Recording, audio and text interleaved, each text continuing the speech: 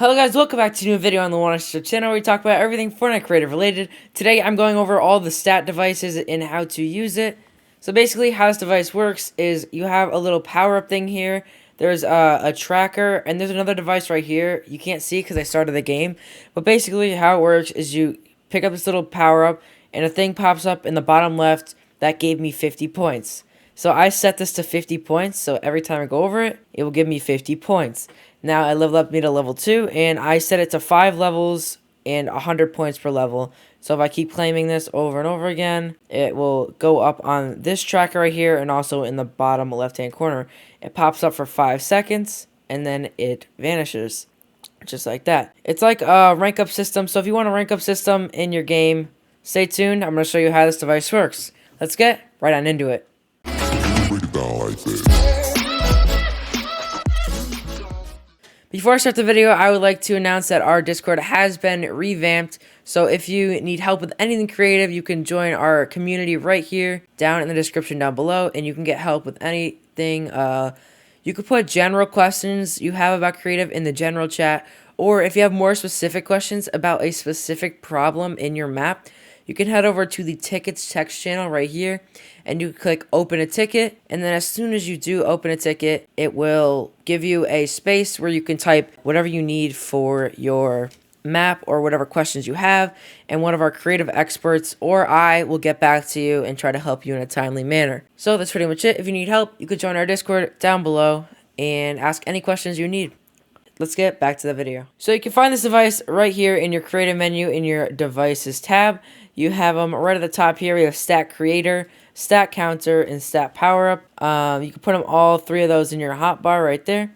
Or if you can't find it, you can just search up stat and they'll pop up right there. So as soon as you place all your devices down, this is what they'll look like. I'm going to go through the settings, which I already have set on all of these. So I'm going to put this coin over here. So we're going to go first into the stat creator. When you open this up, you're going to want to go to these 4 tabs to get all of the settings you can. So the first one here is stat name. You can name this to whatever you want. I just did test stat just for the video, but you can name this like coins collected. If you're doing like mini games like hoops gone through, different things you want them to like gain points on, or different things you're tracking for a statistic. So you can put whatever name you want there. And moving on, down here we have max value, max level, and per points level multiplier, per level points multiplier. So the max value is basically how many points do you want before your first level up. So say you want 100 points. So I set mine to 100 points.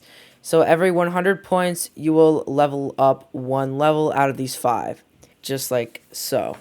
So every 100 points, you'll level up 1 level. And then you'll keep leveling up until you get to level 5, which is the max level. That's pretty much what it's saying. The per level points multiplier is how many points of a multiplier do you want to give the max value. So if you set this to 1, it will just be the same every time, 100 points per level. So say you went up from 1 and you went to like, say, like 0.2 or something like that, or 0.5, whatever you want to go to, you can, this will be your first level right here. If your first level will always be a value of 100, it will take 100 points to reach that first level. So if you set it to like 0.2 multiplier though, your first one will be 100, your second one will be like 120, your third one will be like 140. It's a multiplier every time, and then your fourth one would be like 160, and then you go to 180 for your fifth level.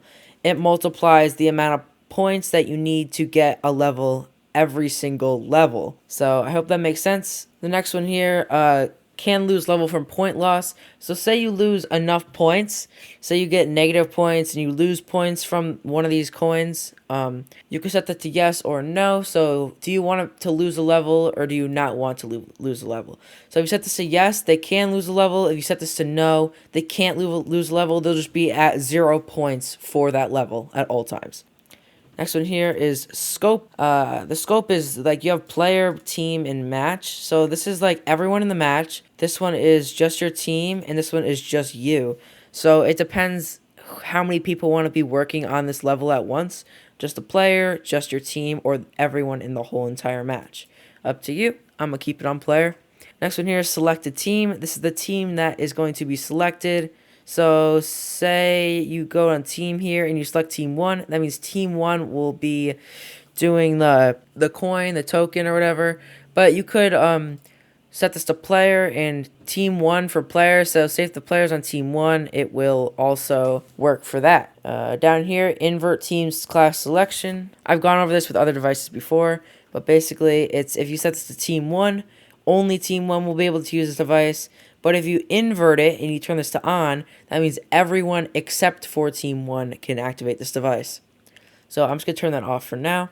Next one here is selected class. What class do you want to be selected? All the way up to, they have 254 classes now. I remember when they had 16. That's crazy. So you put any class, but if you put class 1 for say, invert is the same thing as the team. You want to invert it. It's everyone except class 1. And then if you turn off invert off, it's only class 1. Next down here is enable phase. Do you want to enable all the time? Oh, please.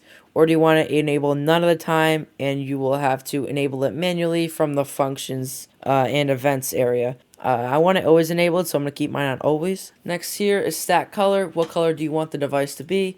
You can pick any color, whatever your preference is. That's pretty much it. Stat bar shown on HUD. This is the stat bar on the bottom left-hand corner that pops up when you gain points. So if you go yes, you want it shown on HUD, it will always be there, always stay in the bottom left no matter what. If you set it to non-zero, the stat bar will only show when the player doesn't have a 0 value in the stat. So it says that right in the bottom there. So if the player does not have a 0 stat, it'll show up, and you can just put no, like it'll never be there. Or you could put for duration. I like for duration because it allows it to look more like a battle, like in Battle Royale, where when you gain any XP, it will pop up the stat bar on the side to show you. So I have this set for duration 5 seconds. That's why it looks really clean when it comes in once you gain some points, just like Battle Royale does. Next here, user widget. The widget you have default, compact, or tiny. I like default. Default is really tiny. I had to turn my HUD scale up, like in my actual settings, to just give you an example to show you. But I would keep this on default if I were you, unless you want it compact or very tiny. The HUD priority. What HUD priority do you want? So 1 is like the lowest priority. So like if you want this to always show and always be the highest priority on your HUD, you can set this to 100, and that'll make sure it overpowers literally any other HUD device that you have. But this isn't a big deal. It's something really small. Next, your stat icon. Pick whatever icon you want, whatever best relates to your stat that you picked. There's so many icons you could pick from. Yeah. Next one here, use persistence. This is if you turn it on, it will load any data from back then, and if you from like other matches in your game. Or if you turn this off, it won't do anything. But when you click it on, it will open more settings down here where it says resolve conflicts, auto save, and auto load. I would put, if you put this on, I would put auto save and auto load to yes, just to make it save all the time whenever you gain any points. Moving on over here to the functions. We have enable and disable. Pretty simple. Enable the device on a channel. Disable the device when receiving from. And right here we have save and load. So save when receiving from, load when receiving from. Pretty self-explanatory. Reset stat when receiving from. Once again, pretty straightforward. Clear the player's persistent data. So this is clearing the data in the back end of this your game. And this is clear data for all. So clear data for only one player. And that person has to send out a channel to this device to get it cleared. Or clear player data for all from a channel. Next one here is increase and decrease. So increase and decrease is... this is the whole entire level. So if you just want to instantly increase someone's level up one, you can do that right here, or decrease their level right here. Last two, load for all and save for all. Pretty self-explanatory. Load from receiving from a channel and save when receiving from a channel. And this is for everybody. Right in your events over here, we have on level up. You can send an event. So every time someone gets that 100 points and levels up, you can send an event. Next one here, on reach maximum. So when it reaches the maximum level, you can send out something to give them like a reward for getting all those levels, or some XP or something from like the Alkalade device. Next here, on level down. So you can send a channel when you D rank. On level value change and on level change. Wait, on value change and on level change. My bad. So on value change, it's every single time the value gets changed, it will send something, which can get very crazy, or on every level. So on every level up, you could send a channel. Like say someone goes from level 1 to 2 or 2 to 3, that means you can send out a channel for each level that they go up to give them a reward. So yeah, that's pretty much it for the stat creator right here. And you can pair that up with a stat counter, and then here's the stat power up. So I'm going to go to the stat counter real quick, and in here you'll see the stat that you set. When you set it in the device, it'll say it right here. Mine is called test stat. So this is test stat, and then test stat with the parentheses and the level it'll track the levels, and this one will track the value. So this one, normal one, is value, this one is level. It can compare, just like you see right there. It'll compare it out of 5. That's what I set it to. It's because I have 5 levels, so I set the comparison value to 5. You can broadcast events. There's a ton of things you can do in here. Value override, you can override it. Visible in game. Do you want it the physical thing visible? There's so many things you can look through this real quick. But the main setting you're going to want to set in this is, where is it? Right here. It's compare stat when receiving from the stat power up, which is right here. So when the stat power up is picked up, it will compare the stat, and it is basically like a refresh. It'll update this counter every time you gain something.